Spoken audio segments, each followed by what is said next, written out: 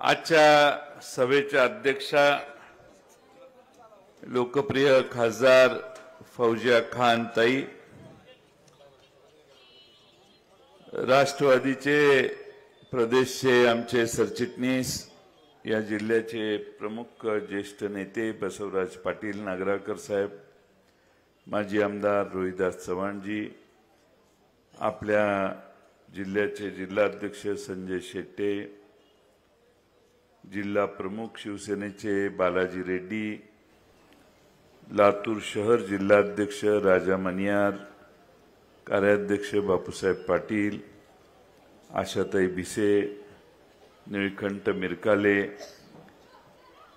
माझ्यानंतर जिचं भाषण ऐकायला तुम्हाला फार आवडेल अशी आमची प्रमुख आजच्या सभेची वक्ती सक्सेना सलगर, सय्यद साजिद, काँग्रेसचे तालुकाध्यक्ष ज्यांनी प्रस्तावना केली ते माननीय विलासराव पाटील साहेब, राष्ट्रवादीचे तालुकाध्यक्ष शिवाजी बाईनगिरे, अहमदपूरचे रामभाऊ बेल्लाळे, चंद्रकांत मदे, माजी जिल्हा परिषद सदस्य राधाकिशन तेलंग, रेखाताई कदम, शिवसेनेचे नंदकुमार पवार, बाबूबाई दापकीवाले, अमर पाटील, या ठिकाणी उपस्थित असणारे बालाजी कदम, प्रवीण साळुंखे युवक अध्यक्ष, या निमित्ताने या ठिकाणी उपस्थित असणारे सुजित मुळे, सुगंध बुकटे,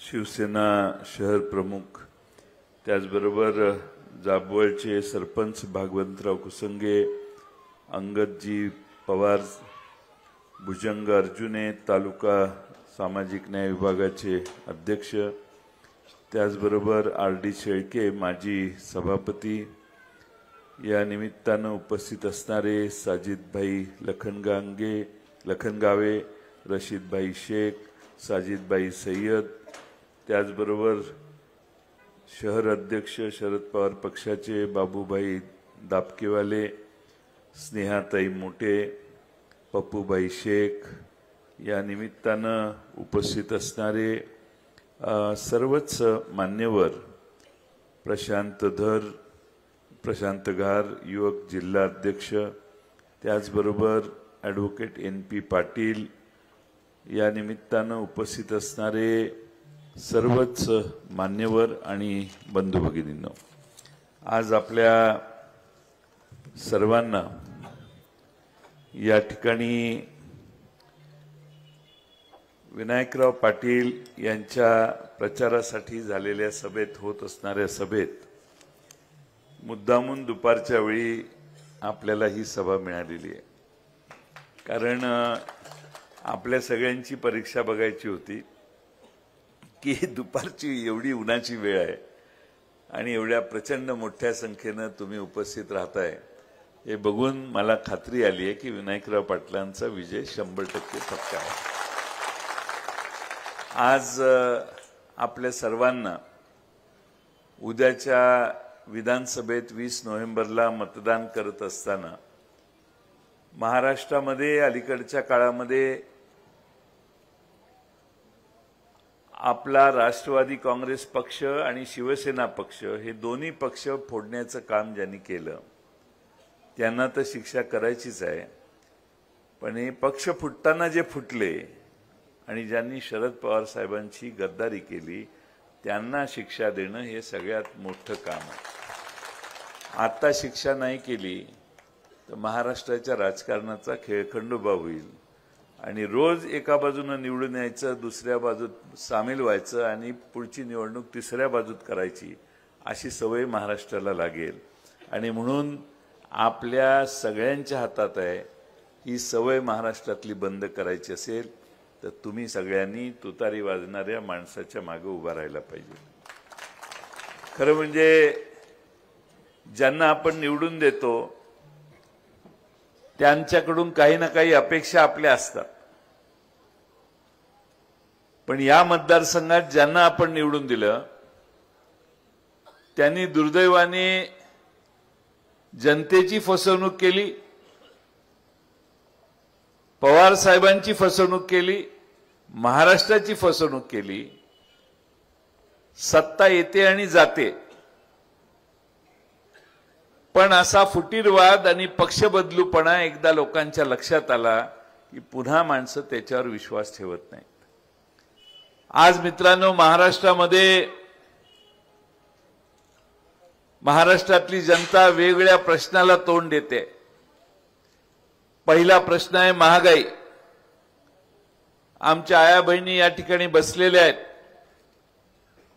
मागच्या वर्षीची दिवाळी जर आपण 20,000 रुपयात केली असेल तर या वर्षी तेवढीच दिवाळी करायला 30-35,000 रुपये आपले गेले. प्रचंड महागाई महाराष्ट्रात आणि देशात आज निर्माण झाली. ती भारतीय जनता पक्षाच्या चुकीच्या धोरणानं झाली. सामान्य माणसाला ज्याचं घर 10,000 आणि 15,000वर चालतं त्याला पण केंद्र आणि राज्य सरकारला कर भरावा लागतो, कारण कुठलीही गोष्ट आता करमुक्त राहिलेली नाही. 2 चाकी घ्यायला गेला तर त्याच्यावर 28% आपल्याला कर भरावा लागतो. टूथपेस्ट पासून सगळ्या गोष्टीवर कर आहे. एका बाजूने वस्तू महाग झाल्या, दुसऱ्या बाजूने सरकारने तुमच्या खिशातनं पैसे काढायला त्याच्यावर भरमसाठ कर आकारणी केली आणि त्याचा परिणाम हा झाला की 100 रुपयाची वस्तू आधीच 150 रुपयाला झाली आणि 150 रुपयात 28% त्या ठिकाणी वाढ झाल्यामुळं तीच वस्तू 250-200 रुपयापर्यंत गेली. काल परवा माझ्याकडे एक बुलेट नवीन कोरी घेऊन एक तरुण आला. म्हटलं साहेब याचा नारळ फोडून उद्घाटन करा. मी म्हटलं मागची बुलेट काय झाली? म्हटलं ती विकली. नवी कोरी बुलेट कितीला? तर तो म्हटला 2.25 लाखाला. अरे म्हटलं मागची बुलेट? ती साहेब लाख भरायला आली होती. म्हटलं एवढा दर वाढला? तो म्हटला दर वाढला तर वाढला, पण 28% कर भरावा लागतो. त्यामुळं आम्हाला 2.25 लाखात 28%चा कर पण आहे. त्यामुळं आम्हाला प्रचंड महाग आता या गोष्टी झाल्या. पण ठीक आहे, आमचा आग्रह होता, आम्ही ठरवलेलं होतं की काही झालं तरी बुलेट घरात आली पाहिजे, म्हणून आम्ही बुलेट आणली.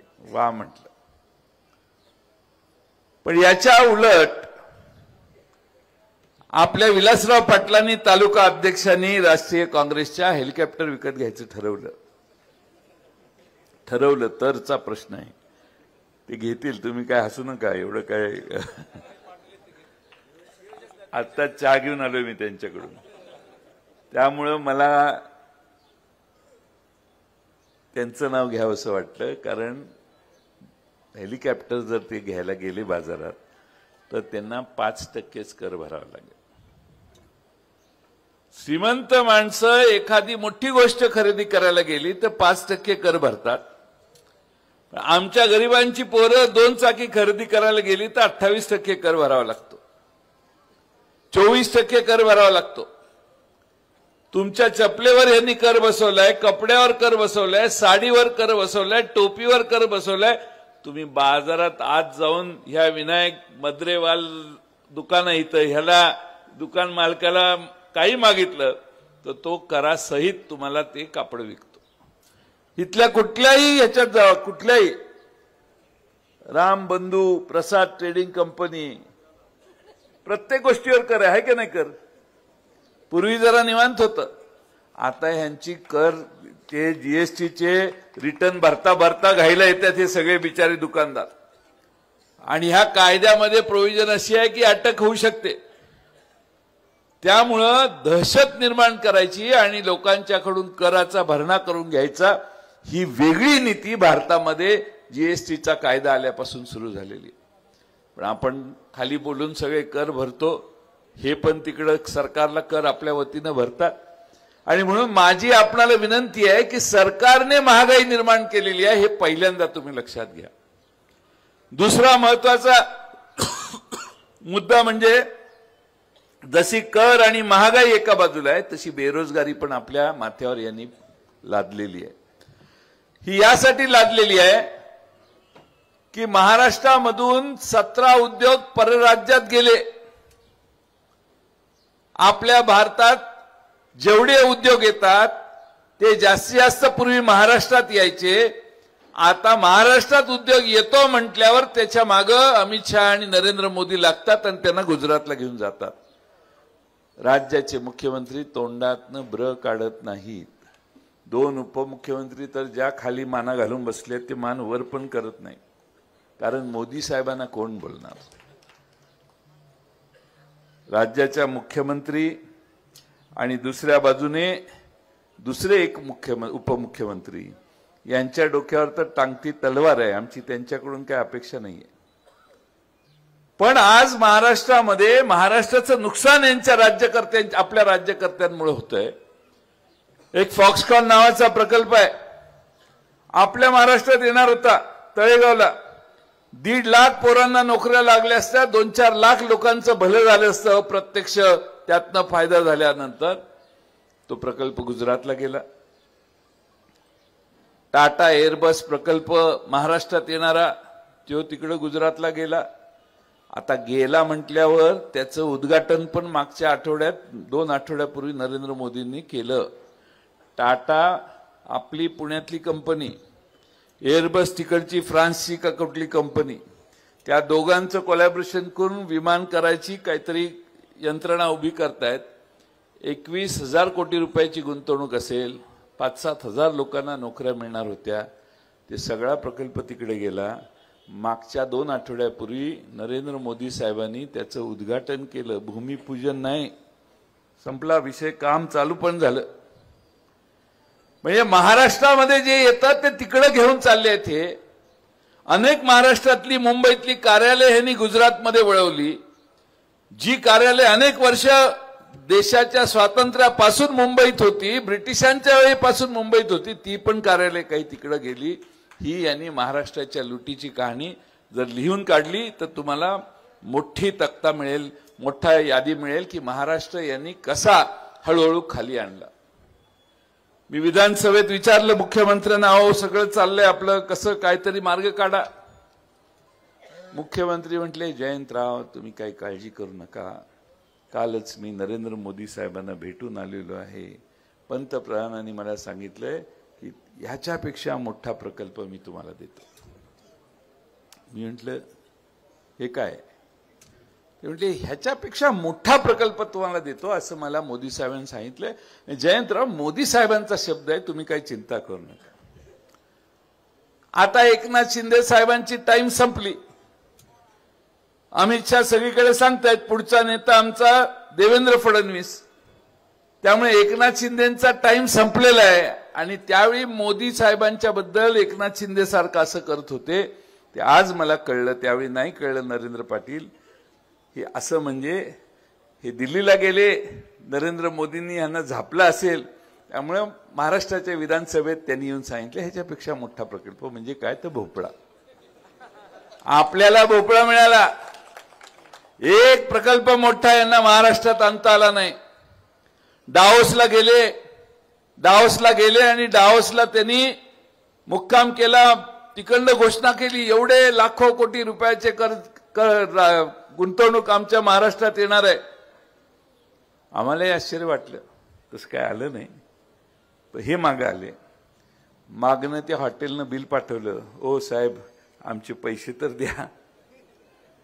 ठाण्यात जाताना कुठल्याही हॉटेलवाल्याकडे गेले तर कधी बिल द्यायची आम्हाला सवय नसल्यामुळं आम्ही तिकडेही बिल भरलं नाही, आम्ही तसेच इकडे आलो. त्या तिकडं पाठवलं पत्र, आमचं बिल राहिले द्या. सांगण्याचा मतितार्थ हा की या देशातली गुंतवणूक आणि जगातली गुंतवणूक महाराष्ट्रात आणण्यासाठी हे सरकार अपुरं पडलं. जे गुजरातला गेलं त्याच्याविषयी यांनी ते थांबवण्याचा, केंद्र सरकारला विनवणी करण्याचा किंवा केंद्र सरकारला जाब विचारण्याचा कोणताही प्रयत्न यांनी केला नाही. परिणाम काय झाला माहितीये? मी महाराष्ट्राचा अर्थमंत्री होतो, विलासराव देशमुख साहेब आमचे मुख्यमंत्री होते. त्यावेळी महाराष्ट्र देशामध्ये दरडोई उत्पन्नात 3ऱ्या-4थ्या क्रमांकावर असायचं. हरियाणासारखं छोटं राज्य दरडोई उत्पन्न जास्तच असायचं त्यांचं, ते कायम 1ल्या-2ऱ्या नंबरला असायचे. पण आम्ही 3ऱ्या-4थ्या क्रमांकावर कायम असायचो. बाकी देशातली सगळी राज्य दरडोई उत्पन्नात खाली, गुजराती आमच्या पाक खाली होतं. पण पण जेव्हा मोदी दिल्लीला बसले, देवेंद्र फडणवीस मुंबईत बसले, त्यानंतर जो ऱ्हास सुरू झाला महाराष्ट्राचा, 16 साली गुजरात महाराष्ट्राच्या पुढे गेलं. आज यादी काढली तर महाराष्ट्राचा नंबर देशामध्ये 11व्या स्थानावर झालेला आहे. तुम्ही म्हणाल आपल्याला काय फरक पडतो, हे काय सांगतोय, पण हे तुम्हाला सांगायचा प्रयत्न आहे माझा की आपल्या गावामध्ये प्रत्येकाचं जे उत्पन्न आहे तसं महाराष्ट्राचं जे प्रत्येकाचं उत्पन्न आहे ते गुजरातपेक्षा कमी झालं. गुजरातचं उत्पन्न जास्त झालं. गुजरातचा माणूस आपल्यापेक्षा श्रीमंत झाला. आपण आहे तिथंच राहिलो. 10 राज्य आपल्या पुढे गेली.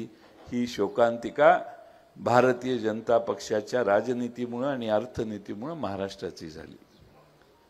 काही दिवसापूर्वी एक आकडेवारी प्रकाशित केंद्र सरकारनेच केलेली, हे माझं मी काही सांगत नाही.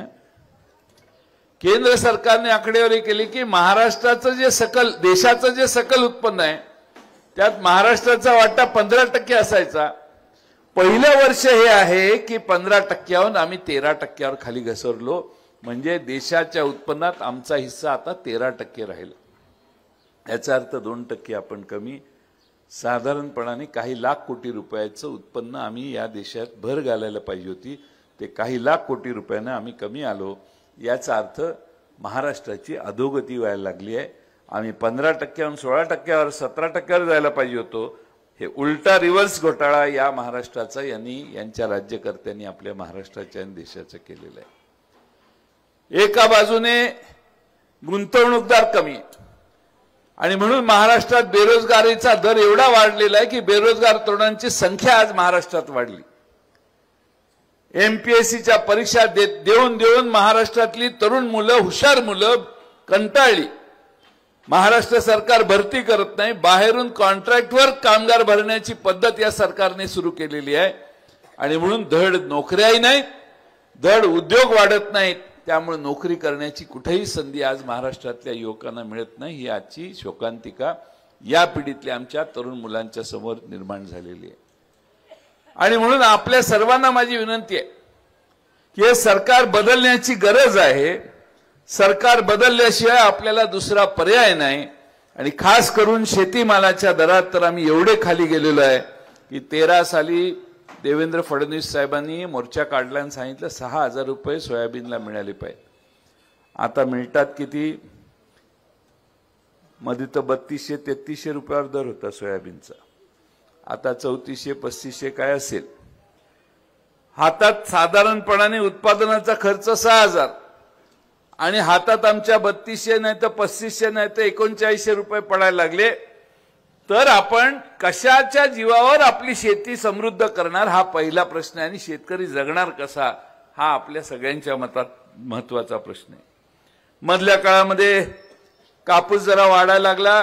केंद्र सरकारने लगेच 22 लाख गाठींची आयात केली. तिकडं खानदेशामध्ये कांदा उत्पादक जे आहेत उत्तर महाराष्ट्रात, त्या कांदा उत्पादकांची तर सरकारने वाट लावली. कोणतंही पीक असं नाही महाराष्ट्रामध्ये की ज्याच्या मागे सरकार उभं राहिलं आणि त्याचा दर वाढवण्यासाठी प्रोत्साहन दिलं. खरं म्हणजे अनेक प्रश्न आहेत. मी या सगळ्या प्रश्नात जाऊन तुमचा वेळ घेत नाही.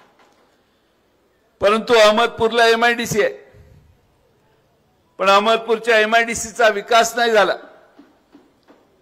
या एमआयडीसी मध्ये नवे नवे उद्योग आणायला इथलं स्थानिक नेतृत्व ज्यांना आपण मागच्या वेळी आमदारकी दिली ते कमी पडलं. आपला साखर कारखाना भला की आपण भले ह्याच्या मर्यादेच्या पलीकडे हे कधी गेले नाहीत. त्यामुळं जनतेच्या मनात जी उद्योग येण्याची आणि अपेक्षा होती ती या महाराष्ट्रात ह्या सरकारमध्ये सत्तेत ही असताना देखील यांना पूर्ण करता आली नाही. पीक विमा मिळाला की नाही मला माहित नाही, पण महाराष्ट्रात कुठेही पीक विमा मिळालेला सामान्य लोकांना नाही. नांदेड लातूर रेल्वे प्रश्न अजून प्रलंबित. रस्त्याची दुरावस्था. आमचे लातूरचे खासदार आता जाहीर करतायत की या डिसेंबर पर्यंत आमचे बीडचे खासदार की डिसेंबर पर्यंत बीडला येणारी रेल्वे पूर्ण करतो. पण नांदेड आणि लातूरचा प्रश्न अद्यापही प्रलंबित आहे. असे सगळे अनेक प्रश्न आहेत की सामान्य माणसाला या सगळ्या प्रश्नात आपण कुठं दिसत नाही. आपल्यावर अन्याय होतो ही महाराष्ट्रातल्या सामान्य नागरिकांची भावना आहे व भ्रष्टाचाराची चर्चा करावी तेवढी कमी आहे. अनेक आमदार म्हणतात, तुमचे आमदार किती म्हणतात, किती पैसे आणले? 2,500 कोटी जर आणायला लागले असते तर इथं चटई अंतरायची गरज नव्हती. त्या चकचकीत रस्त्यावर माणसं बसू शकली असती. कुठे गेले पैसे? एवढे पैसे आणले असतील तर ते गेले कुठं हा पहिला प्रश्न आहे. तुम्हाला कोणाला दिसले का 2,500 कोटी रुपये? दिसले असतील तर हात वर करा. कुठे दिसले आम्ही विचारतो. प्रत्येक आमदार पुढे सोडतो. 2,000 कोटी आणले, 5,000 कोटी आणले, एक बहादर तर म्हणतो 11,000 कोटी आणले. अरे ते तिजोरीत तेवढे नाहीत, ते कशी आणणार इकडे? तिकडे असले पाहिजेत की नाही इकडे यायला? फक्त निवडणुकांच्यासाठी ह्यांच्या हातात ऑर्डर दिल्या. त्यातल्या 9वी 10वी अट वाचा. त्यात दिले निधीची उपलब्धता नंतर कळवण्यात येईल आणि त्यानंतर त्याप्रमाणे टप्प्याटप्प्याने काम करण्यात यावं. टप्प्याटप्प्याने म्हणजे आम्ही सत्तेत आल्यावर करणार. पैसेच नाही त्यांच्या तिजोरीत. बेसुमार योजना जाहीर केल्या. आमच्या लाडक्या बहिणींच्यासाठी थोडी बहुत प्रोव्हिजन केली. आता पैसे संपल्यावर रिझर्व्ह बँकेला पत्र पाठवलं 1.25 लाख कोटी रुपयाचं कर्ज द्या म्हणून. का? तर त्या लाडक्या बहिणीच्या बरोबर 100 योजना नव्या जाहीर केल्या ज्यामध्ये पैशाची उधळपट्टी झाली. आर्थिक नियोजन न करणारं सरकार म्हणून एकनाथ शिंदेंचा विक्रम महाराष्ट्रात लेखी लिहिला जाईल असा मला विश्वास आहे. एवढ्या गोष्टी केलेल्या आहेत. कारण का? तर लोकसभेला तुम्ही सगळ्यांनी फटका दिला. सरकार घाबरलं आणि दिसेल त्याला हो म्हणायला लागले. दिसेल तो यांचा लाडका झाला. लाडक्या बहिणीला पाडायचे किती प्रयत्न महाराष्ट्रात झाले तुम्हाला मी सांगायची गरज आहे का? त्यावेळी त्या लाडक्या बहिणीचा सगळा उद्धारच चालू होता. पण लोकसभेत ज्यावेळी पराभव दिसला त्यावेळी यांनी माघार घेतली आणि सगळ्या बहिणींना लाडकं करून ठेवलं. लाडकी बहीण नाही मित्रांनो, लाडकी खुर्ची आहे. त्या लाडक्या खुर्चीसाठी तुम्हा सगळ्यांना लाडकं करायची यांची तयारी आहे. पण आज यांची ऐपत राहिलेली नाही. महाराष्ट्र सरकारमध्ये आर्थिक नियोजनाचा अभाव आहे हे मी नाही म्हणत. महाराष्ट्राचे अर्थ खात्याचे सचिव सांगतात. हे आपण सगळ्यांनी लक्षात घ्या. मी महाराष्ट्रात अनेक ठिकाणी दौरा करून आलोय. मला खात्री आहे की महाराष्ट्रात आमचं सरकार आल्याशिवाय राहणार नाही. आणि हे सरकार महाराष्ट्रातल्या रयतेच्या आशीर्वादाने 5 वर्ष चांगल्या पद्धतीनं चालवण्याची क्षमता आम्हा सगळ्यांची आहे. उद्धव ठाकरे साहेब, शरद पवार साहेब आणि काँग्रेस पक्ष हे सगळे एक ताकदीनं महाराष्ट्रात आज काम करतायत. मग आमचं सरकार आल्यावर आम्ही काय देणार याची पंचसूत्री या तिघांनी आज जाहीर केलेली आहे. राहुल गांधींच्या नेतृत्वाखाली मुंबईमध्ये एक सभा झाली आणि राहुल गांधींनी पहिली पंचसूत्रीतला पहिला मुद्दा सांगितला की आमचं सरकार आल्यावर आम्ही महालक्ष्मी योजना जाहीर करू.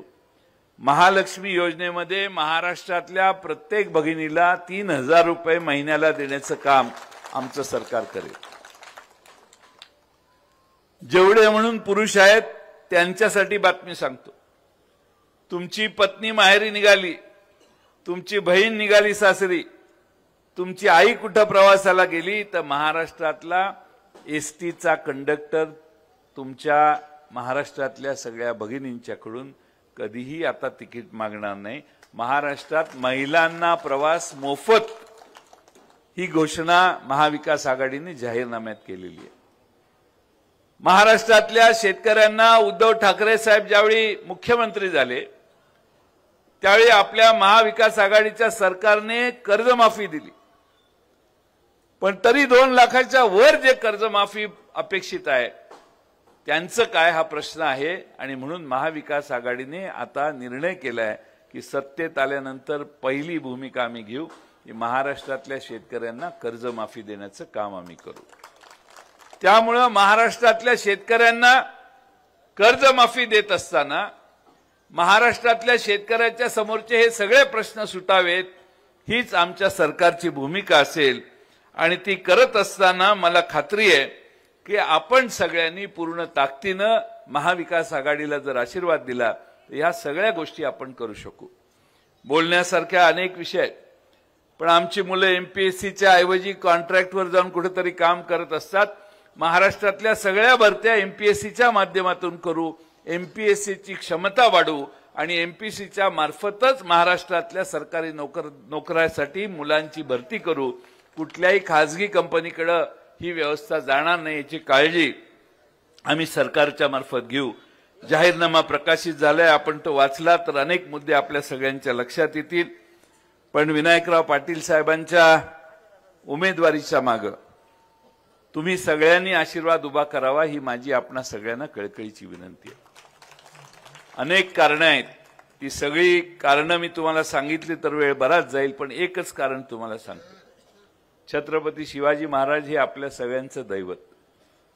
भ्रष्टाचार महाराष्ट्रात यांनी एवढा प्रचंड केला की मालवणला यांनी एक पुतळा उभा केला.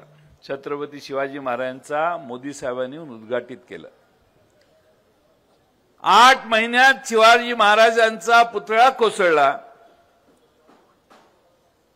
यांनी उभा केलेला 8 महिन्यात छत्रपती शिवाजी महाराजांचा पुतळा कोसळला. एवढी दुर्दैवी घटना, महाराष्ट्राचा अभिमान कोसळला असं आम्ही समजतो. त्या ठिकाणी पुतळा बघायला गेलो कसा पडला म्हणून, कारण आदल्या दिवशी एकनाथ शिंदे साहेब म्हटलेले की वाऱ्यामुळे हा पुतळा कोसळला, फार जोरात वारा आला. मी गेलो आणि विचारलं की हे कसं काय पडला, तर ते म्हटले नाही अचानकच पडला. म्हटलं अरे काय, मुख्यमंत्री म्हणतात वारं आलं, कुठनं आलं वारं? तर ते म्हटले ज्या बाजूनं वारं येत होतं त्याच बाजूला पुतळा पडलाय म्हटले. म्हणजे लोकांना गृहीत धरायचं. 2-2.5 कोटी रुपये पुतळ्यावर खर्च केले, हे पैसे कुठे गेले? भ्रष्टाचार केलेला, घोटाळा केलेला, कमी दर्जाची व्यवस्था त्यात लावली, त्यातलं जे काही ताकदीनं उभं करायचं होतं त्यात कमकुवतपणा ठेवला आणि म्हणून छत्रपती शिवाजी महाराजांचा पुतळा पडला. हेही पाप या सरकारचं आहे. आणि म्हणून माझी तुम्हाला विनंती आहे की महाराष्ट्र हा एकनाथ शिंदे, देवेंद्र फडणवीस यांनी गुजरातला आंदण दिलेलं आहे. गुजरातचं मांडलिकत्व यांनी स्वीकारलेलं आहे. एवढे हे मांडलिक झालेत गुजरातचे की देवेंद्र फडणवीस साहेब भाषण करतात आणि सांगतात छत्रपती शिवाजी महाराजांनी सुरत लुटली नव्हती. म्हटलं अरे असं कसं? नाही म्हटले ते सुरतेला गेलेले, तिकडे जाऊन ते परत आले, पण सुरत लुटली नाही त्यांनी. हे काय फिरायला गेले होते छत्रपती शिवाजी महाराज सुरतेला? सुरतेची वखार बहरलेली वखार होती. तिथनं संपत्ती गोळा केल्याशिवाय आपल्या राज्यातले गडकोट किल्ले, समुद्रातले किल्ले उभे करता येणार नाहीत. या भावनेनं छत्रपती शिवाजी महाराजांच्या सगळ्या सहकाऱ्यांसह ते तिथं गेले आणि सुरत एकदा नाही 2दा लुटली. हा महाराष्ट्राचा इतिहास आहे.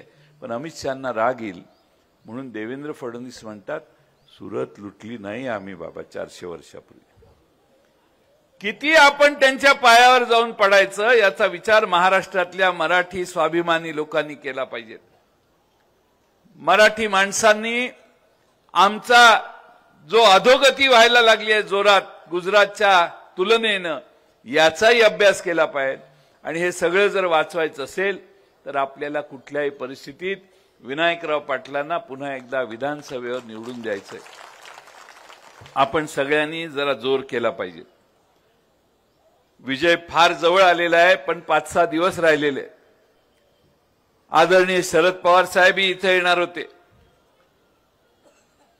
इतक्या सभा आहेत, स्वतः शरद पवार साहेब पायाला भिंगरी लावून महाराष्ट्रभर फिरतायत.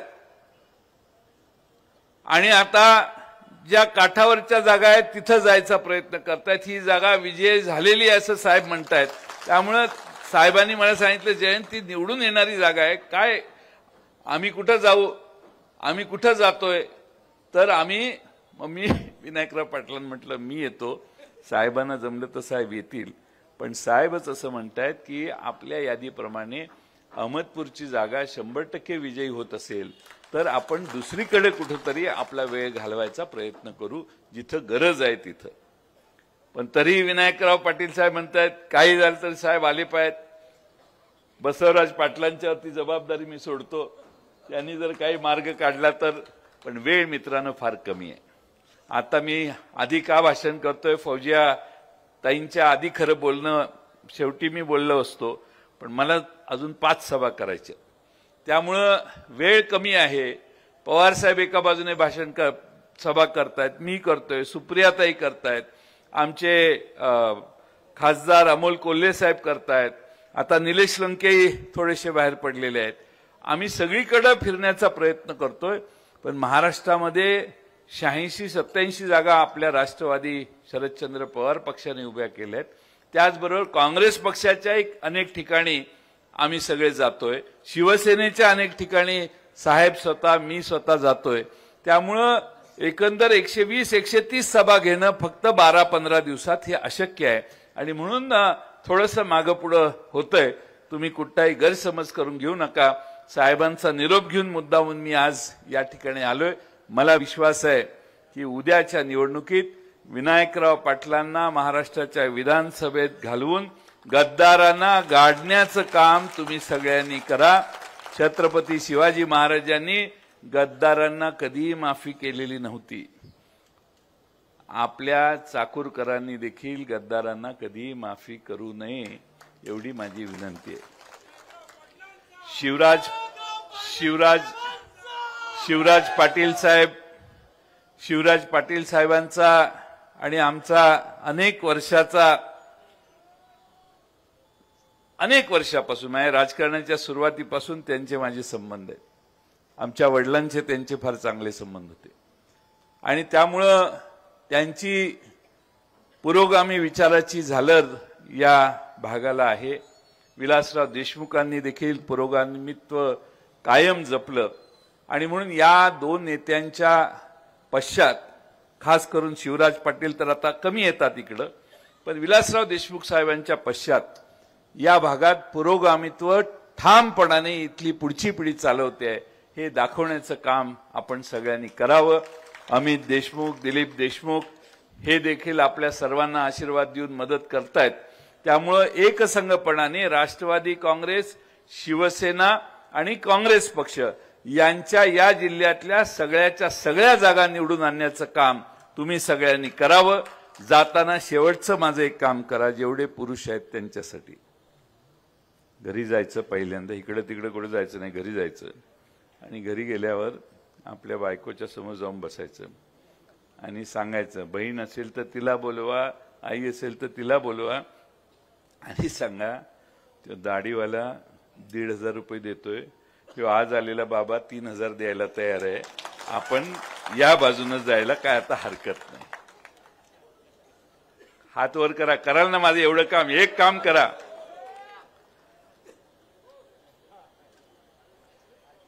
महाराष्ट्रामध्ये परिवर्तन आणण्यासाठी पडेल ती ताकद देऊन महाराष्ट्र पुन्हा पूर्वपदावर आणण्याची. मला आठवतं विलासराव देशमुख साहेबांच्या नेतृत्वाखाली आम्ही सत्तेत आलो, तिजोरी पूर्ण रिकामी होती. 2-4 वर्ष आम्ही कठोरपणाने चांगलं काम केलं आणि महाराष्ट्राचं बजेट सरप्लस झालं. त्या बजेटमध्ये छोट्या छोट्या जाती धर्माच्या लोकांना न्याय देण्याचं काम आम्ही केलं. आज पुन्हा एकदा तोच आशीर्वाद महाराष्ट्र पूर्वपदावर आणण्यासाठी विनायकराव पाटलांच्या रूपानं आपण सगळ्यांनी महाविकास आघाडीच्या मागे उभा करा एवढी विनंती करतो. माझ्यानंतर सक्सेना सलगर भाषण करणार आहे, 4 जण भाषण करणार आहेत. तुम्ही सक्सेना सलगरचं भाषण आणि फौजियाताईंचं भाषण ऐकल्यावर, मी लहान कार्यकर्ता आहे पण त्या दोघींचं भाषण ऐका, अतिशय उत्तम तुम्हाला मार्गदर्शन त्या करतील. आता मला सोडायला कुणी यायची, राजा मनियार एकट्यांनाच घेऊन जातो मी, बाकी कुणी येऊ नका. संजय शेट्टे खाली बसा, बघू, कुणी येऊ नका. राजा मनियार मला मार्ग दाखवतील. कुणी मला सोडायला यायची गरज. ओ शिक्षक, नरेंद्र बस, कुणी यायचं नाही. मराठीत बोललो का इंग्लिशमध्ये बोललो? तुम्ही कुणी येऊ ना, एक तर ओनली राजा मनियार. तुम्ही जावा, तुम्ही सारखं दिसल्यावर यांना चाळवत होते. मी यासाठी म्हणतोय की सभा विस्कळीत करू नका. मी जातोय कारण मला पुढच्या 5 सभा करायच्या आहेत. धन्यवाद. महाराष्ट्रातील सर्व बातम्यांचे विश्वासार्ह व्यासपीठ सकाळच्या सर्व सोशल मीडिया प्लॅटफॉर्मला लाईक, फॉलो आणि सबस्क्राईब करा. तसंच सर्व नोटिफिकेशनसाठी बेल आयकॉन प्रेस करायला विसरू नका.